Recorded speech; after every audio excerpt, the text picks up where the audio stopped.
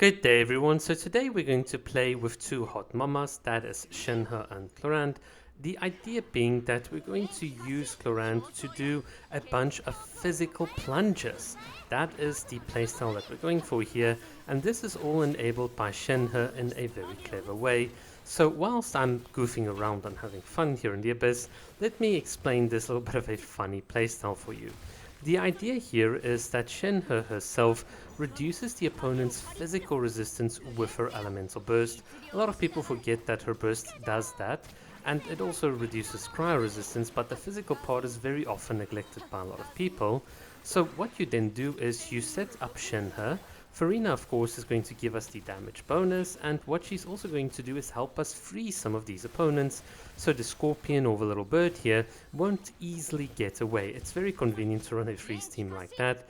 And then obviously Clorinde herself can trigger Superconduct, which will further reduce the opponent's physical resistance, and hence you can really start hitting them hard. And then Chen will enable the plunge playstyle. So if you then obviously take Clorinde, give her a Killer Favonius and a physical damage goblet with lots of attack and the Gladiator's artifact set, well, there you go, you've got the recipe to do a lot of damage. Now, you might have seen other people doing this and getting higher numbers. Well, just keep in mind my Clorinde is at C0, so she's not that strong as opposed to some of the others that you might have seen online, but regardless, I still think that the damage is somewhat passable. So should you kind of play this? Well, in a nutshell, no. I think if you've got C2 Farina, yes, go for it, and if you've got all the other 5 stars, because this is really not a team for you to clear the Abyss, it's more a team for you to go and see how much you can goof around. If you want to beat the Abyss, just do what I do here on the first half. You just Hyper Bloom it, second half Needle Bloom, or some sort of Mono Hydro, whatever variant you want. That's going to be a good, solid, stable recommendation. But if you want to have a bit of fun, hey, you can do the physical plunge playstyle. So let's talk a bit more about this plunge playstyle in a bit of detail.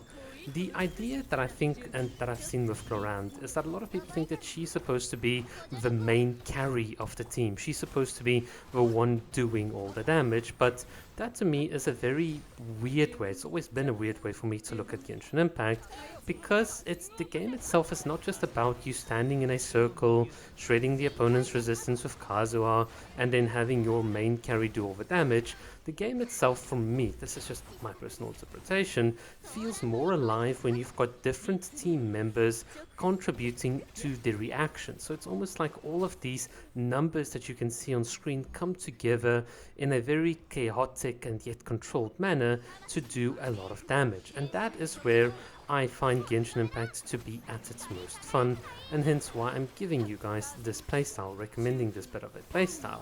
For me, it's the combination that Clorinde is a dual DPS with Farina, so not just sub DPS, but like both of them are doing damage, and then you've got your two other supports, Shenhe and Xianyun, effectively helping you.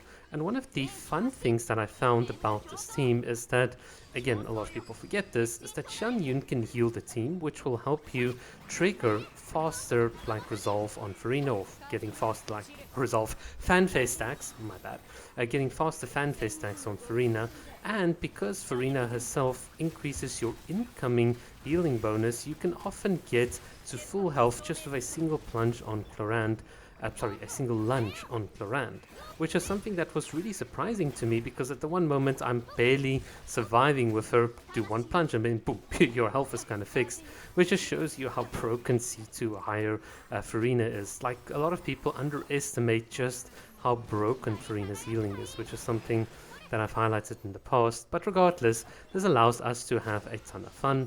You can see in the background, again, we're just doing the usual things, freezing the opponents, enabling the plunge, and bam, just hitting the opponents, which is so much fun, which I don't know, this is just satisfying in a bit of a different non-meta way, and that is what I love about it. And it's just, that's why I make my YouTube channel, just to spread some of these ideas. In any case, that's what I've got to say about that team. When it comes to this latest Spiral Abyss, I haven't addressed that in any of my videos yet. I do think it is one of those where you need to start stepping up in terms of your artifacts, your teams and rotations. A couple of people have already complained that you can't do this with 4 stars only and 4-star weapons, and yet someone's already done it on YouTube. So it's not like you can't do this, except that if you want to do this, I highly recommend getting good builds, understanding the different team compositions. I think one of the biggest mistakes people make is that in the Spiral Abyss, you tend to want to play your favorite units, but at C0, it's just not going to work. I had one of my friends, for instance, say, but hey, I want to play Zhongli and Neuvillette and Tartaglia and Navia, all of them in the same team, but they're struggling to beat the Abyss because whilst they're playing their favorite units, those units just don't synergize with this type of content, which is kind of interesting because the mindset for a lot of people is, I want to beat this with the units I love, which is something I fully support, by the way. Unfortunately, the reality of the Abyss is that you can't just beat it with all the units you love in the same team. Sometimes you just have to compromise, build a couple of supporting units, and then you'll get the damage and the satisfaction, in my opinion, that you want to. So whilst I think in the past you would have been able to make any old team work because the Abyss wasn't as DPS heavy as it is right now, unfortunately in these days you need a decent amount of artifacts, you need a decent understanding of the game, and you need decent team builds, but by no means does that actually reduce the creativity in the game. In fact, I think the multi-wave enemies that you have here that are relatively element neutral except for those freaking pyrolectors still enables a lot of different team comps, which is what we'll explore in some of the future videos. Regardless, from my side, this is what I wanted to show to you guys and talk a bit about, and also this is the new video created in DaVinci Resolve. For those of you that saw my community post, I moved away from Adobe because of their cringe terms of service. Yes, they went back and revised and then all these things, but at the end of the day, I don't want someone snooping into my audio and visual and, you know, getting like carte blanche to scan all my stuff. It's just, it didn't sit well with me, so we're going the DaVinci way, which just means that the motion graphics title in the beginning of the video is not going to be the one you're used to, but we'll see what we can come up in the next couple of videos and see if there's anything creative. Regardless, that is pretty much the end of the video.